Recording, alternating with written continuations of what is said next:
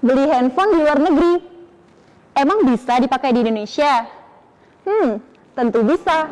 Registrasi email tanpa ribet.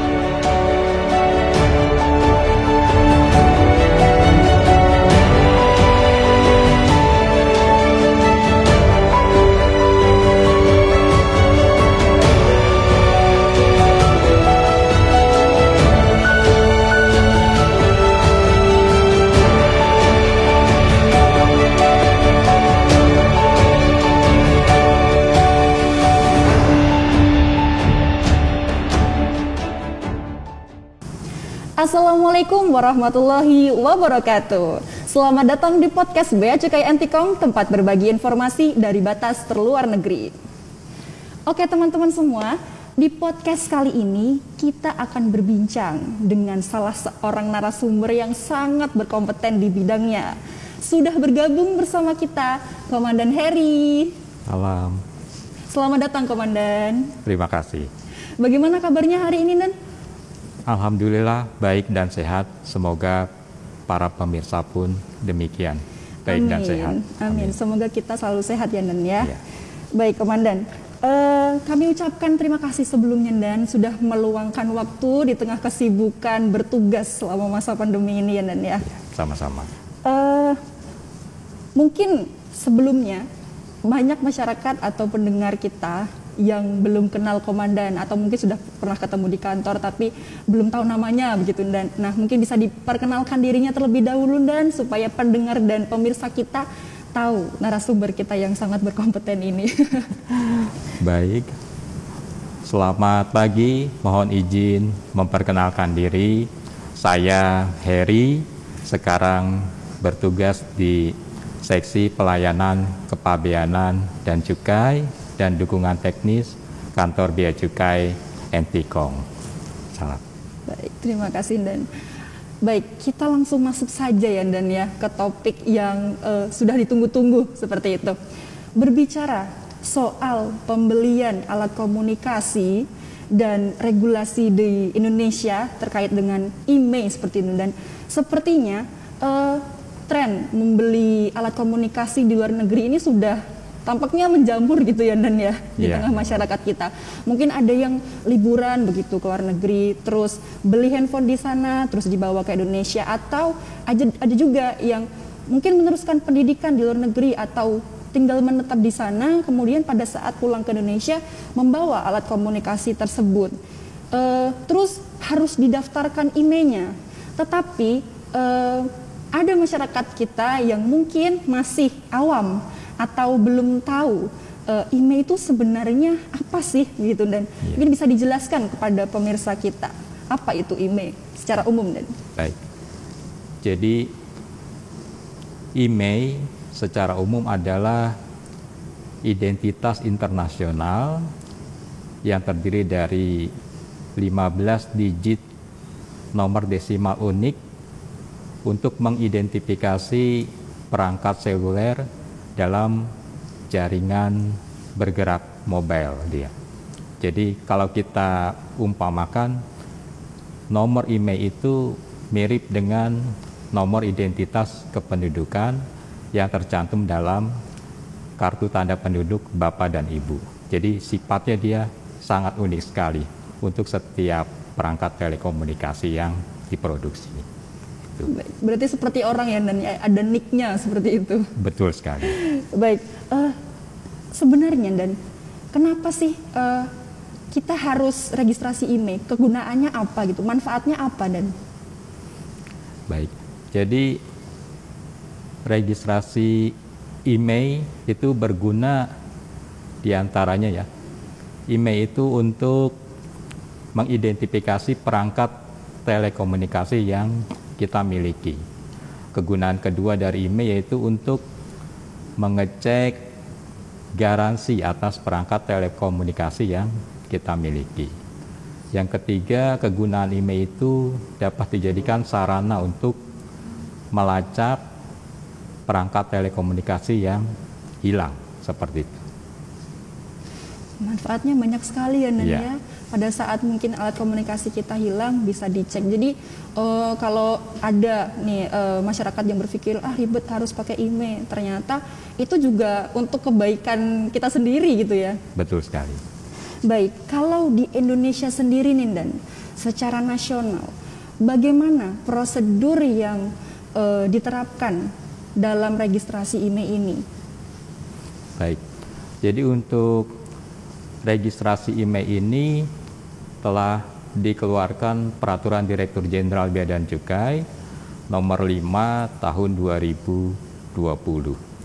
Pada pasal 2-nya diatur tentang ruang lingkup tata cara pendaftaran atau pemberitahuan email atas perangkat telekomunikasi. Dan pada pasal 3-nya diatur tentang ketentuan pendaftaran atau pemberitahuan atas email perangkat telekomunikasi tersebut agar dapat tersambung ke jaringan seluler nasional yang ada di dalam daerah pabean. Jadi emailnya harus didaftarkan kepada Ditjen Bea dan Cukai pada saat perangkat telekomunikasi itu akan diimpor untuk dipakai atau pada saat akan dimasukkan atau dikeluarkan ke dan dari kawasan bebas. Untuk rincian tata caranya nanti ada di pasal 4 sampai dengan pasal 17 Peraturan Direktur Jenderal Bea dan Cukai tersebut. Wah, luar biasa sekali ya. Tadi kan saya udah bilang nih kalau narasumber kita kompeten, sampai dengan pasal-pasalnya pun pemirsa ternyata hafal semua ya Komandan Heri ini. Oke, dan banyak nih anggapan di masyarakat bahwa Bea Cukai kok ngurusin semua hal sih Dan gitu. Maksudnya barang diurusin, maksudnya secara ini ya mungkin barang-barang logistik diurusin. Sekarang barang pribadi, handphone yang kita pegang kemana-mana, yang kita pakai kemana-mana kok diatur gitu. Nah sebenarnya kementerian apa sih Dan yang memberikan peraturan titipan tersebut ke Bea Cukai? Karena kan kita tahu bahwa beberapa regulasi yang diterapkan oleh Bea Cukai itu sebenarnya merupakan aturan titipan dari kementerian lain. Ya, baik, betul sekali yang disampaikan oleh Kak Ima bahwa untuk pendaftaran email ini telah terbit Peraturan Menteri Komunikasi dan Informatika nomor 1 tahun 2020 yang sudah diundangkan pada tanggal 16 April 2020 tentang pengendalian alat atau perangkat telekomunikasi yang tersambung ke dalam jaringan bergerak seluler. Jadi pada pasal 11 Peraturan Menteri Kominfo tersebut itu ada amanat kementerian terkait dimintakan bantuan untuk melakukan sosialisasi tentang masalah email ini. Salah satu kementerian yang diminta untuk sosialisasi adalah Kementerian Keuangan. Terus untuk pengawasan dan pelayanan pendaftaran email, karena yang paling dekat tugasnya dengan proses pelayanan dan pemasukan atas barang impor, dalam hal ini khususnya perangkat telekomunikasi adalah Ditjen Bea dan Cukai, maka kita diberi amanah tambahan tugas yang mulia ini untuk melayani dan mengawasi proses pendaftaran atas email perangkat telekomunikasi tersebut. Jadi memang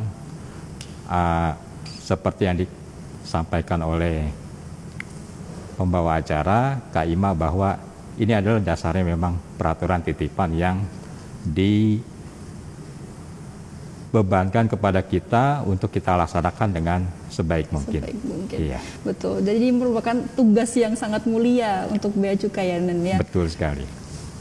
Betul. Baik. Selanjutnya Dan, kita sudah berbicara tentang definisi email, kemudian ini peraturan sebenarnya dari kementerian mana seperti itu. Nah, ini poin berikutnya adalah hal yang ditunggu-tunggu dan nah, registrasi IMEI. Registrasi IMEI ini sebenarnya ribet atau enggak ya? Dan caranya bagaimana, Dan? Baik. Jadi registrasi IMEI itu tidak ribet ya. Dia simpel saja. Ada dua mekanisme untuk registrasi IMEI bagi Bapak dan Ibu yang baru tiba dari luar negeri. Yang pertama yaitu registrasi IMEI via mobile. Nanti Bapak dan Ibu dapat menginstal atau mengunduh aplikasi mobile Bea Cukai yang ada di Play Store.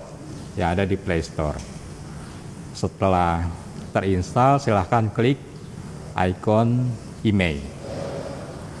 Langkah berikutnya yaitu Bapak dan Ibu mengisikan data diri Bapak dan Ibu secara lengkap dan benar, kemudian mengisikan juga data detail perangkat telekomunikasi yang Bapak dan Ibu beli dari luar negeri tersebut. Selesai mengisikan data secara lengkap dan benar, data dikirimkan, nanti Bapak dan Ibu akan menerima QR Code atau registration ID, itu semacam tanda terima.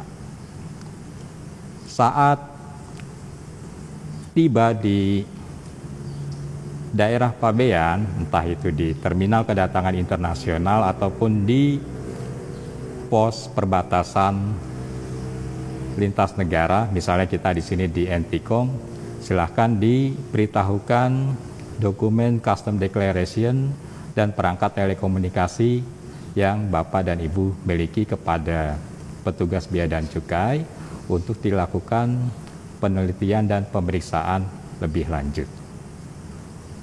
Cara yang kedua yaitu via website bea dan cukai. Bapak dan Ibu dapat mengunjungi laman www.beacukai.go.id, kemudian silahkan pilih registrasi IMEI pada daftar layanan aplikasi yang dapat diakses. Kemudian prosesnya sama, Bapak dan Ibu mengisikan data diri dan data detail atas perangkat telekomunikasi tersebut. Seperti itu. Untuk lebih jelasnya nanti dari tim kreatif dan tim humas Bea Cukai Entikong akan menyampaikan panduan atau tutorial untuk registrasi IMEI baik via website maupun via mobile Bea Cukai. Wah, ternyata memang tidak ribet ya, Dan. Ya mungkin kalau kita jelaskan tahap per tahap, step per step, mungkin sepertinya harus ngisi apa dan segala macam gitu. Yeah. Tapi untuk lebih jelasnya, kita Humas Bea Cukai Entikong sudah menyiapkan tutorial bagaimana sih caranya registrasi IMEI. Teman-teman bisa klik link di kiri atas, langsung cek di situ. Kita sudah siapkan tutorialnya secara lengkap, gitu ya, Dan ya. Yeah. Oke, baik. Kita sudah berbicara tentang caranya bagaimana untuk registrasi dan itu tuh berapa sih Dan maksimal perangkat telekomunikasi yang bisa didaftarkan dan apakah dipungut biaya? Nanti ada yang bilang lagi, bea cukai ini bayar, itu bayar, kayak gitu Dan. Baik. Jadi untuk registrasi IMEI tidak dipungut biaya, alias gratis. Dan maksimal perangkat telekomunikasi yang dapat didaftarkan adalah 2 unit. Karena perangkat telekomunikasi masuk dalam kategori barang yang terkena ketentuan pembatasan. Seperti itu. Wah, jadi gratis ya, tidak dipungut biaya. Gratis, tidak ada biaya. Kalau untuk ini Dan, kan biasanya nih untuk barang-barang impor ada yang dikenakan bea masuk.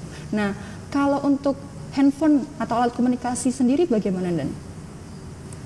Jadi untuk Bapak dan Ibu yang baru tiba dari luar negeri, sesuai Peraturan Menteri Keuangan Nomor 203 Tahun 2017, sepanjang nilai pabean atas barang bawaan Bapak dan Ibu tidak melebihi 500 US dollar per orang, itu diberikan pembebasan biaya masuk.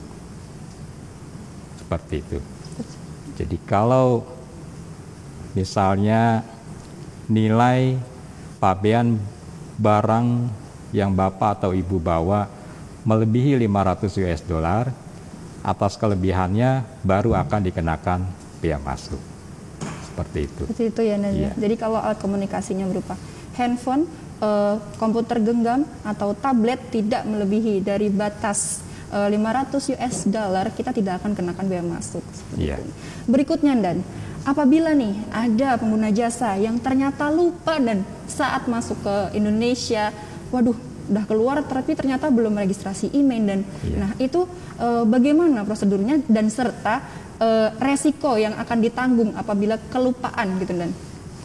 Baik, jadi untuk Bapak dan Ibu yang lupa mendaftarkan perangkat telekomunikasinya, tapi sudah terlanjur keluar dari kawasan pabean, sudah meninggalkan area terminal bandara, atau sudah keluar dari pos lintas batas negara kita di NTCOM, itu tetap diberikan kemudahan untuk tetap dapat mendaftarkan email atas perangkat telekomunikasinya. Untuk pengisian formulirnya tetap dapat dilakukan secara online. Nanti akan mendapatkan tanda terima, kemudian Bapak dan Ibu setelah mendapatkan tanda terima dapat datang ke kantor Bea dan Cukai yang terdekat dengan domisili Bapak dan Ibu. Silakan nanti dibawa dokumen pelengkapnya, misalnya paspor, boarding pass, seperti itu. Kemudian bukti pembelian atas perangkat telekomunikasinya. Yang perlu diperhatikan di sini adalah untuk jangka waktunya masih dapat dilayani setelah 60 hari kedatangan Bapak dan Ibu. Yang kedua, jumlah perangkat telekomunikasi yang bisa didaftarkan hanya 2 unit. Yang ketiga, Bapak dan Ibu tidak diberikan pembebasan biaya masuk dan pajak dalam rangka impor. Seperti itu. Yang keempat, untuk biaya masuk tarifnya sebesar 10% dari nilai pabean atau dari nilai barang yang Bapak dan Ibu beli. Kemudian dikenakan pajak pertambahan nilai sebesar 10% dari nilai impor. Nilai impor itu nilai pabean ditambah dengan biaya masuknya. Terus dikenakan pajak penghasilan atau PPH pasal 22 impor sebesar 10% atau 20% dari nilai impornya, tergantung pada kondisi apakah Bapak dan Ibu memiliki nomor pokok wajib pajak atau tidak memiliki. Seperti itu. Wah, ternyata kalau misalkan kita kelupaan harus datang ke kantor bea cukai terdekat lagi ya, Dan, ya. Iya, nah, memang. makanya teman-teman Karena daripada ya, ada mekanisme pembayaran biaya masuk, penerbitan kode billing dan sebagainya. Seperti itu. Makanya daripada ribet, lebih baik kita registrasi email pada saat akan memasuki terminal kedatangan internasional pada saat saja. Kita menunggu penerbangan di luar atau pada saat kita sudah tiba di terminal kedatangan internasional. Baik. Terakhir nih, Dan, terkait dengan penerapan registrasi email, penanganannya seperti itu. Kalau di Bea Cukai NTCOM sendiri, terutama di PLBN NTCOM itu, apa saja yang sudah disiapkan oleh Bea Cukai NTCOM terkait dengan mungkin dari pegawainya atau terhadap masyarakatnya, itu seperti apa? Ya, itu. Jadi memang Bea Cukai NTCOM bersiap. Kebetulan saat ini memang PLBN NTCOM kondisinya masih lockdown, hanya ada pelayanan terbatas untuk warga negara kita yang pulang atau dipulangkan oleh pemerintah Malaysia. Nanti ketika PLBN NTCOM sudah normal kembali, sudah dibuka lockdownnya, itu kita harus sudah bersiap Yang pertama, kita tetap melakukan kegiatan pemeriksaan atas barang bawaan penumpang dan juga pelintas batas secara teliti dan cermat. Khususnya kita atensi untuk pemasukan perangkat telekomunikasi ini. Yang kedua, untuk para pegawai kita mengadakan pembekalan baik itu melalui program P2KP maupun pengarahan singkat dari atasan langsungnya dalam pelaksanaan tugas, khususnya yang terkait dengan ketentuan yang ada dalam Peraturan Direktur Jenderal Bea dan Cukai Nomor 5 Tahun 2020 ini, dan juga tentang Surat Edaran Dirjen Bea Cukai Nomor 12 Tahun 2020. Jadi surat edaran ini mengcover yang tadi, kalau ada penumpang yang lupa tidak mendaftarkan perangkat telekomunikasinya tapi dia sudah meninggalkan kawasan pabean, seperti itu. Itu kita sampaikan kepada pegawai untuk betul-betul dapat dipahami dengan sebaik mungkin. Yang ketiga, tentunya regulasi ini perlu kita sampaikan juga kepada masyarakat dan pengguna jasa. Kemarin di kantor kita tanggal 30 September sudah kita sampaikan juga untuk pendaftaran email baik via mobile Bea Cukai maupun via website kepada pengguna jasa yang hadir dalam acara sosialisasi tersebut. Mudah-mudahan bisa mereka pahami dengan baik dan juga bisa membantu kita untuk menyebarluaskan informasi tersebut. Yang keempat, tentu saja kami menghimbau agar masyarakat lebih teliti dan cermat dalam membeli produk perangkat telekomunikasi. Pastikan bahwa email atas perangkat telekomunikasi yang Bapak dan Ibu beli sudah terdaftar. Jika membeli di dalam negeri ya, pastikan sudah terdaftar.